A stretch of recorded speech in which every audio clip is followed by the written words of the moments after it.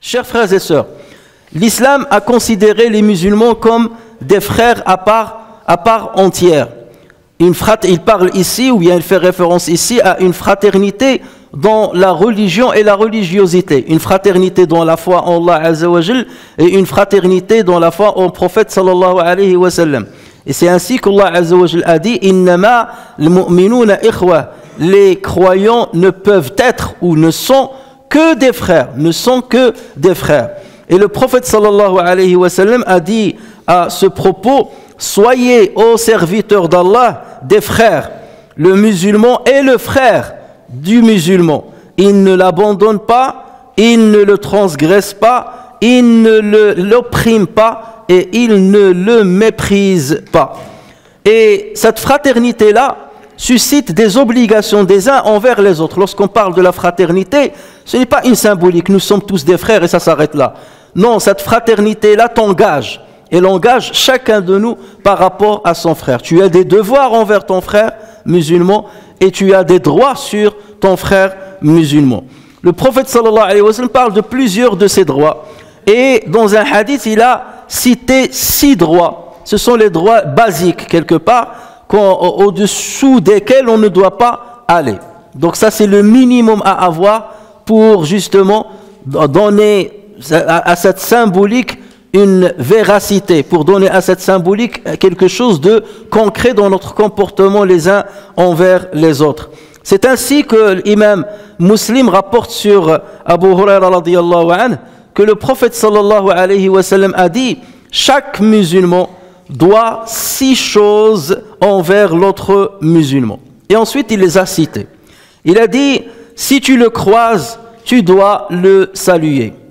S'il t'invite, tu dois répondre à son invitation. S'il t'invite à un repas, tu dois, pour une certaine occasion, tu dois répondre à son invitation. S'il te demande conseil, tu dois le conseiller.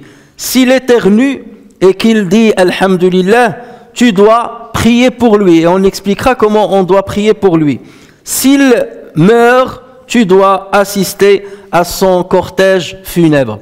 Voici 6 obligations que doit un musulman envers son frère musulman. Et ces obligations-là, lorsqu'on les respecte, ça va permettre de cimenter la relation qui existe entre le musulman, de sorte qu'il représente un corpus solide qui ne peut pas s'ébranler. Commençons déjà par la première de ces obligations, c'est le fait de, lorsque tu croises ton frère, ou lorsque tu lui rends visite, ou lorsque tu le rencontres, de s'empresser à lui dire « Assalamu alaykum ». Et lui, bien entendu, de répondre à ton salam. Sur ce point, les savants ont dit qu'il est considéré comme une sunna de saluer ton frère. Et il est considéré comme une obligation de répondre à quelqu'un qui t'a salué. N'est-ce pas Allah Azza wa Jal qui a dit dans le Coran وَإِذَا حُيِّيتُمْ بِتَحِيَّةٍ فَحَيُّوا بِأَحْسَنَ مِنْهَا أَوْ رُدُّوهَا. Et si on vous fait une salutation, saluez d'une façon meilleure ou bien rendez-la simplement. Autrement dit, lorsque quelqu'un te dit Salamu alaykum, tu es dans l'obligation de lui répondre en disant au minimum Wa alaykum salam. Sinon, tu dois dire mieux Wa alaykum salam wa rahmatullah, ou encore mieux Wa alaykum salam wa rahmatullahi wa barakatuh. Si en revanche, lui, il te dit Assalamu alaykum wa rahmatullah, donc il a espéré la paix pour toi ainsi que la miséricorde de Dieu, tu dois répondre au moins avec la même salutation. Wa alaykum salam wa rahmatullah. Sinon, tu répondras mieux Wa alaykum salam wa rahmatullahi wa barakatuh. Si maintenant il t'oblige au maximum et qu'il te dit Assalamu alaykum wa rahmatullahi wa barakatuh, là tu as le devoir de répondre de la même manière Wa alaykum salam wa rahmatullahi wa barakatuh. La deuxième le deuxième devoir d'un musulman envers son frère musulman, c'est de répondre à son invitation, ce qu'on appelle al-walima. Et al-walima, dans la langue arabe, fait référence au repas auquel on invite des gens. Et c'est un repas en général. En général, dans la langue arabe, c'est un repas qu'on organise lors d'un mariage. Mais ce terme-là, on l'utilise aussi pour faire référence à n'importe quel repas auquel tu invites quelqu'un. Que ce soit pour une occasion, ou même pas pour une occasion, seulement tu l'invites à partager un repas avec toi. Et les savants concernant ceci ont dit qu'il y a deux types de repas.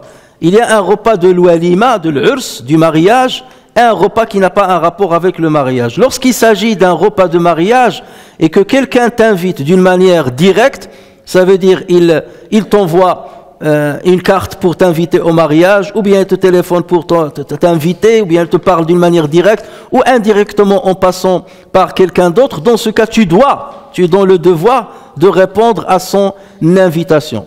En revanche, lorsqu'il s'agit d'une invitation à un repas quelconque, pour une autre occasion, comme la circoncision ou autre relation, là tu n'as pas le devoir de le faire, mais il est vivement conseillé de répondre à son invitation. À moins, bien entendu, si tu as dans le premier cas comme le deuxième, si tu as un empêchement notable qui t'empêche de répondre à l'invitation. Ensuite, le troisième devoir d'un musulman envers l'autre, c'est de le conseiller de la meilleure des façons, comme le prophète sallallahu alayhi wa sallam a dit. Et lorsqu'on dit de la meilleure des façons, autrement dit, tu dois être sincère dans le conseil que tu lui prodigues, et il ne doit pas y avoir de tromperie dans ce que tu lui dis. Il ne doit pas y avoir une intention cachée d'obtenir un bien, ou bien qu'il soit satisfait de toi. Tu vas dans le sens qui lui plaît, seulement pour qu'il soit satisfait de toi. Non. Normalement, par rapport à ta connaissance et au savoir que tu as, et à la sagesse que tu as, tu dois répondre d'une manière sincère à ce à quoi il t'a sollicité. À ce pourquoi il t'a sollicité. Si en revanche tu n'as pas assez de savoir ou tu n'as pas assez de sagesse, dans ce cas tu dois le référer à quelqu'un d'autre ou bien l'envoyer vers quelqu'un d'autre afin de le conseiller dans le bon sens. Et là tu dois être sincère avec lui, de dire moi je ne suis pas apte à te répondre, ou bien c'est ma passion quelque part qui va être mise en avant pour te répondre, donc je préfère que tu ailles chez un tel ou chez un tel afin qu'il te conseille de la meilleure des façons. Parce que nous avons souvent certaines personnes qui croient conseiller dans le bon sens alors qu'ils n'utilisent pas tous les éléments religieux avant de prodiguer un conseil. On ne peut pas conseiller quelqu'un uniquement sur la base de ce qu'on pense, c'est sur la base de ce que dit l'islam, sur la base d'une vraie expérience de vie, sur la base d'une vraie hikmah qui est alimentée par l'essence de l'islam et qui est alimentée par les textes religieux. Et l'imam al-Bukhari rapporte sur Jarir ibn Abdillah radiyallahu anhu que ce dernier a dit: j'ai fait allégeance au prophète sallallahu alayhi wa sallam d'accomplir la prière, de m'acquitter, ou bien d'acquitter l'aumône et de conseiller, et donner conseil à tout musulman, de donner un conseil sincère à tout musulman. Lorsqu'il cite ces trois conditions pour lesquelles il a donné allégeance au prophète sallallahu alayhi wa sallam, on voit que le conseil, il l'a mis au même degré que la prière et que le zakat. Et si ceci témoigne d'une chose, ça témoigne de l'importance du conseil en islam. Et celui qui a rapporté ce hadith-là sur Jarir ibn Abdillah, il a dit: nous avions l'habitude de voir Jarir aller jusqu'au bout du conseil, au point que lorsqu'il accomplit une transaction avec quelqu'un, il dit à celui avec qui il a accompli la transaction: oh, sache que ce que j'ai pris de toi m'est plus agréable et meilleur que ce que je t'ai donné. Donc est-ce que tu insistes à aller jusqu'au bout de la transaction? Autrement dit, s'il lui vend une marchandise, au moment où il va prendre l'argent, il lui dit: sache que ce que j'obtiens de toi, c'est-à-dire l'argent que tu me donnes, m'est plus préférable que la marchandise que je te donne. C'est comme s'il est en train de dire que ma marchandise ne mérite pas le prix que tu m'as donné. Elle mérite moins. Pour être honnête jusqu'au bout, sache que ce que je prends de toi est meilleur que ce que je t'ai donné. Et la même chose lorsqu'il lui vend lorsqu'il achète de lui une marchandise, il lui dit sache que la marchandise que j'ai pris de toi, ce que j'ai pris de toi, est meilleur que l'argent que je t'ai donné. Donc vous voyez, dans un cas comme dans l'autre, il se met toujours dans une position défavorable par rapport à celui avec qui il a accompli la transaction. Et tout ça pour qu'il soit justement sincère avec Allah tabaraka wa ta'ala et sincère avec son frère. Alors qu'aujourd'hui, certains parmi nous, ils trichent dans ce qu'ils vendent. Ou bien ils cherchent justement à obtenir avec un prix vilain une marchandise qui vaut beaucoup plus cher, et il est content. Lorsqu'il a arnaqué son frère, il est content de l'avoir arnaqué, de dire j'ai acheté cela moins que ce que ça ne vaut. Ou bien j'ai vendu cela plus que ça ne vaut. C'est une manière de ne pas avoir prodigué le conseil à ton frère. Donc on voit bien avec cet exemple-là que la question de nasiha ne se limite pas seulement à un conseil verbal avec lequel tu t'adresses à un musulman, mais elle concerne aussi bien les interactions et les transactions que tu as avec ton frère, même s'ils sont commerciaux. Et on a rapporté sur Abu Darda radiyallahu anhu qu'il a dit, par celui qui détient mon âme entre ses mains, je peux vous faire serment sur une chose, je peux vous jurer sur une chose. C'est que la personne qui est la plus aimée par Allah Azza wa Jal, c'est celle qui fait de sorte que les gens aiment Allah. Ça veut dire, c'est celle qui exhorte les gens, ou bien qui parle d'Allah Azza wa Jal, ou qui parle des paroles d'Allah Azza wa Jal pour pousser les gens et les encourager à aimer encore plus Allah Azza wa Jal. Et c'est celle qui répand le conseil sur terre. Ça veut dire qu'il y ait deux conseils pour tout le monde sur terre. Il n'arrête pas de conseiller les uns et les autres pour les orienter vers leur bien. Même lorsque tu es concerné dans cette affaire, même lorsque parfois tu es en concurrence avec ton frère sur une affaire, tu dois lui donner un bon conseil. Le quatrième devoir d'un musulman envers son frère musulman, c'est at-tashmit. C'est lorsque ton frère musulman éternue et qu'il dit Alhamdulillah, à condition qu'il dise Alhamdulillah, tu dois lui répondre en disant Yarhamuka Allah. C'est cela ce qu'on appelle at-tashmit. Et ce terme-là, il vient de shawamit al-dawab. Les bestiaux, leurs pattes, on les appelle ash-shawamit en arabe. Donc on appelle at-tashmit, ça veut dire que tu es en train d'invoquer Allah Azza wa Jal, d'affermir le pas de celui qui a éternué. C'est de là que vient le mot at-tashmit. Ou bien dans une autre version, le prophète sallallahu alayhi wa sallam a parlé de tasmit avec un sin et non pas avec un shin. Ou tasmit, ça veut dire, ça vient du mot as-sima. Et sima, c'est l'apparence. C'est que tu invoques Allah Azza wa Jal pour que l'apparence de ton frère soit belle. Et pourquoi tu invoques pour ton frère qui a éternué? Parce que l'éternuement, c'est un signe avant-coureur de l'arrivée d'une maladie. C'est-à-dire peut-être que ton frère va tomber malade. Et c'est pour cela que tu demandes à Allah Azza wa Jal d'affermir ses pas pour lui donner la force afin de résister à cette maladie. Et bien entendu, lorsque tu lui réponds, lui aussi, il est dans le devoir de te répondre en disant « Yahdik Allahu wa yuslihu balak » ou bien de dire « Yaghfirullahu lana wa lak ». Il y a deux versions, une qui a été citée dans un hadith rapporté par Tirmidhi et Ahmad, et une autre qui a été mentionnée par l'imam al-Bukhari. Et la deuxième, il a été mentionné ainsi parce qu'il est rapporté que certains juifs de Médine faisaient semblant d'éternuer devant le prophète sallallahu alayhi wa sallam afin qu'il invoque Allah Azza wa Jal pour eux, afin qu'il prie pour eux. Regardez, même s'ils ne le suivaient pas, ils savaient bel et bien qu'il était un prophète. Et donc ils voulaient bénéficier de sa prière. Et c'est pour cela qu'ils faisaient semblant d'éternuer.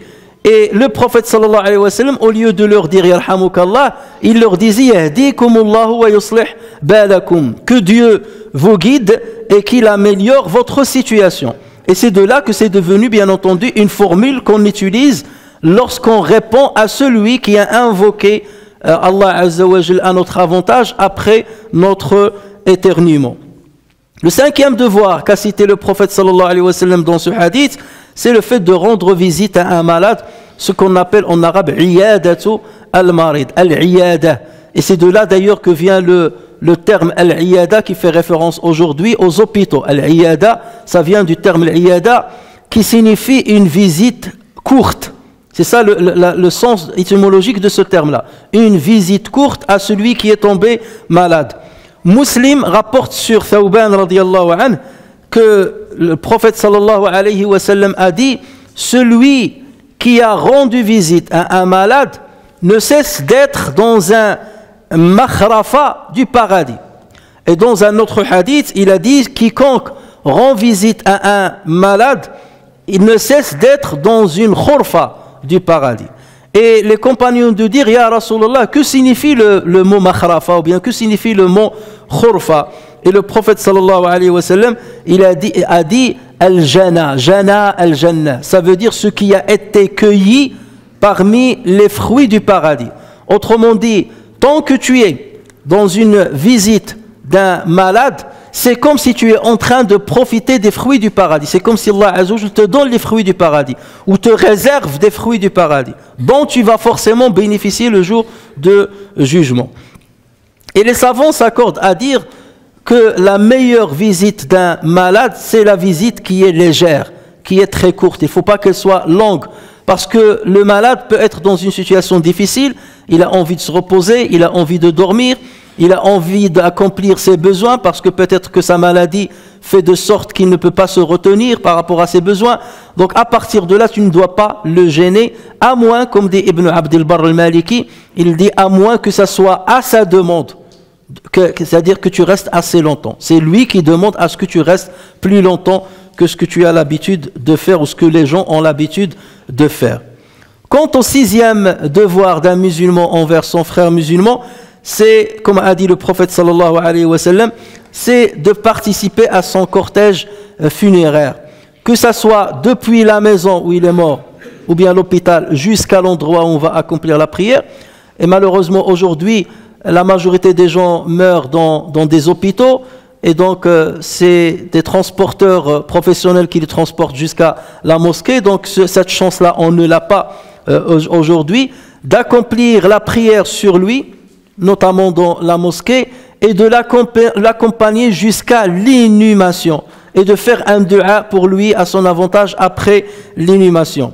Et le prophète sallallahu alayhi wa sallam a dit à ce propos, dans un hadith rapporté par Al-Bukhari et Muslim: celui qui suit le cortège funèbre d'un musulman avec foi et en espérant avoir une récompense, et reste jusqu'après la prière mortuaire et l'enterrement, obtient une récompense de 2 qirats. Chaque qirat équivaut en poids à la montagne de Uhud. Quant à celui qui prie sur la dépouille, puis revient avant l'enterrement, c'est-à-dire il a prié dans la mosquée ou ailleurs que dans la mosquée, mais il n'a pas accompagné la dépouille jusqu'à son enterrement, il reviendra avec un seul qirat. Et vous remarquez ici que le prophète sallallahu alayhi wa sallam a utilisé une unité de mesure de poids, qu'on appelle qirat. Et ce terme-là, les Arabes l'utilisaient et il a été repris par les Romains. Donc, et c'est ce qu'on utilise aujourd'hui comme unité pour mesurer les pierres précieuses, mais c'est un terme qui a été emprunté par les Arabes de chez les Romains, de chez les Grecs, le qirat et le kératus. Et donc, ça faisait référence justement à une unité de mesure de poids, comme ça faisait référence à une devise, ou bien à certaines pièces qu'on utilisait à l'époque du prophète sallallahu alayhi wa sallam comme devise qui est moins importante que ad-dirham, est moins importante bien entendu que ad-dinar, puisque le prophète sallallahu alayhi wa sallam disait: je m'occupais d'aller faire paître le bétail des gens de Quraysh en ayant en contrepartie 2 qirats. Donc c'était des pièces de monnaie qui étaient moins importantes que le dirham.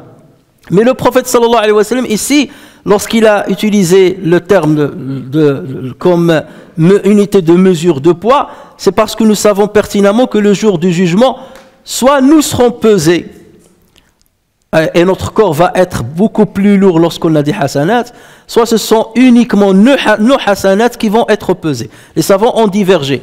Pourquoi? Parce que lorsque le prophète sallallahu alayhi wa sallam a vu les compagnons se moquer de Abdullah ibn Mas'ud lorsqu'il a grimpé sur un arbre, ils ont vu sa cheville et ils ont vu que sa cheville était mince. le prophète sallallahu alayhi wa sallam leur a dit, vous rigolez sur sa cheville sera plus lourde le jour du jugement que la montagne de Uhud. Et donc là, les savants ont dit que le musulman lui-même ou les êtres humains vont être pesés dans une balance. Et plus tu as de foi, plus tu as des hasanats, plus tu vas peser lourd. Certains ont dit que ce sont uniquement les œuvres qui vont être pesées. Et Allah Azza wa Jalla dit فَمَنْ ثَقُلَتْ مَوَازِينُهُ فَهُوَ فِي عِيشَةٍ رَاضِيَةٍ. Celui dont la balance est lourde, il sera dans une vie paisible.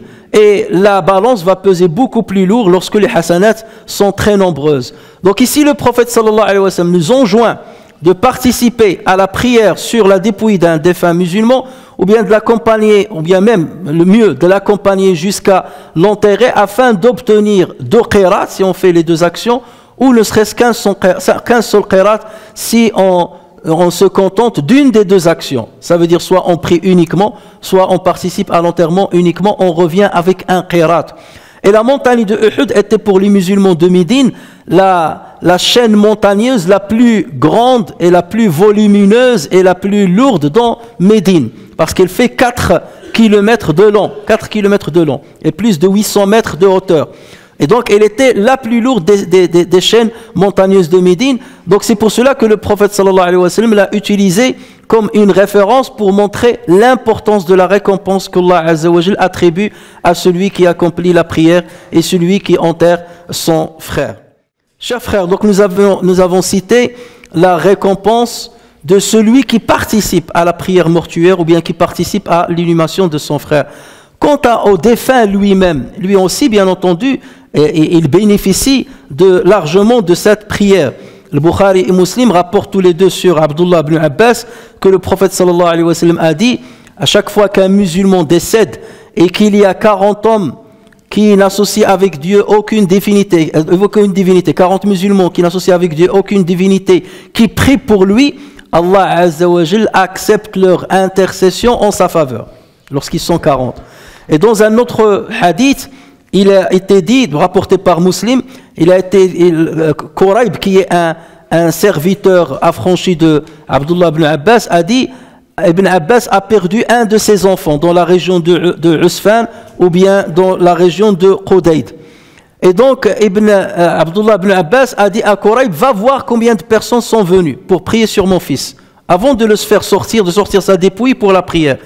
Et Quraib est sorti, il est revenu, il lui a dit tant de personnes, il lui a dit est-ce qu'ils sont arrivés à 40 personnes? Il lui a dit oui, il lui a dit maintenant sortez la dépouille de mon fils pour prier sur lui, parce que j'ai entendu le prophète sallallahu alayhi wa sallam dire, lorsqu'un musulman décède et qu'il y a 40 personnes qui prient sur lui, Allah Azza wa Jal accepte leur intercession en sa faveur. Il y a une autre version de ce hadith-là, mais qui est rapportée jusqu'à Ibn Hubayra. Et les savants, les spécialistes du hadith disent que cette version-là ne remonte pas jusqu'au prophète sallallahu alayhi wa sallam, elle se limite à Ibn Hubayra. Peut-être c'est lui qui a entendu le prophète sallallahu alayhi wa sallam le dire.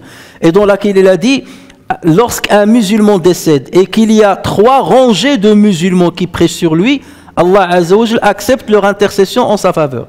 Et c'est pour cela que les savants disent, si le nombre de personnes qui vont prier sur le défunt si le nombre est au-dessus de 40, tant mieux. Qu'il y ait une rangée, 2 ou 3 plus ou moins. Mais si jamais il y a moins de 40 personnes, il est conseillé dans ce cas de les installer sous forme de 3 rangées. Même s'il n'y a que 9 personnes qui sont venues pour prier sur lui, on les met 3 dans la première rangée, 3 dans la deuxième et 3 dans la troisième rangée, même si la mosquée est très grande. Donc pour quelque part respecter le hadith de Ibn Hubayra au cas où il l'aurait entendu directement du prophète sallallahu alayhi wa sallam, mais les spécialistes nous disent qu'il n'y a pas de preuve que Ibn Hubayra l'a entendu directement du prophète sallallahu alayhi wa sallam. Après, il y a plusieurs divergences concernant la prière mortuaire, comment on la formule. Les 4 takbirat, c'est ce qui est le plus célèbre. Certains parlent même de plus de takbirat selon la notoriété de la personne qui est décédée. Ça peut être 6 takbirat, 7 takbirat, jusqu'à 9 takbirat qui ont été mentionnés par certains savants. Que faut-il dire pendant la prière? Vous avez ce qui est célèbre chez Al-Hanabila, c'est de lire le Fatiha dans la première, Salat Ibrahimiyya dans la deuxième, après la deuxième takbirat, l'invocation générale, l'invocation pour le défunt dans la troisième et une invocation générale ou pas invoquée dans la quatrième. Ça, c'est la formule qui a été adoptée par les Hanbalites. Chez les Malikites, il est dit qu'il faut invoquer pour le défunt dans toutes les takbirat, après toutes les takbirat. Après la première, après la deuxième, après la troisième et après la quatrième, parce qu'il se base sur un hadith où le prophète sallallahu alayhi wa sallam a dit akhlisu idha sallaytum ala akhikum fa akhlisu lahu ad-du'a. Lorsque vous priez sur votre frère, akhlisu lahu, certains, les malikites ont pris ce terme-là comme rendez votre prière exclusive pour lui. Votre invocation, rendez-la exclusive pour lui. Et c'est à partir de là que les malikites, la majorité des malikites a dit, dans ce cas, il faut réserver une invocation au défunt après chaque takbira. Et certains ont essayé de rassembler entre les deux avis en disant, même lorsque tu lis le Fatiha après la première takbira, tu fais un dua pour le défunt. Même si lorsque tu fais le salat ibrahimiya après la deuxième takbira, tu fais un dua pour le défunt. Ainsi pour la troisième et ainsi pour la quatrième. Et cette divergence-là, bien entendu, chacun se base sur des preuves qui sont fortes et qui sont tangibles. Mais tout ceci, c'est parce que le prophète sallallahu alayhi wa sallam n'a pas explicité d'une manière détaillée la manière avec laquelle on accomplit la prière mortuaire sur un défunt. On a rapporté sur lui qu'il a fait 4 takbirats, mais on a rapporté aussi qu'on a fait plus, même sur le prophète sallallahu alayhi wa sallam lui-même, après sa mort, des compagnons, parce qu'ils ont prié sur lui groupe après groupe, et certains groupes ont prié sur lui, ils ont accompli plus de 4 takbirats. Donc cette divergence-là, lorsque vous entendez un imam ou quelqu'un vous donner un avis, ne soyez pas critique par rapport à ce qu'il a dit, c'est qu'il se base forcément sur un hadith tangible pour donner cet avis-là. Ce n'est pas, on ne parle pas sur la base de la passion. En tout état de cause, chers frères et sœurs, vous voyez bien que ces devoirs-là, c'est une base de ce qui est nécessaire à respecter envers nos frères musulmans, les uns envers les autres, pour maintenir cette cohésion et cette fraternité et cimenter les liens qui sont tissés entre nous les uns les autres.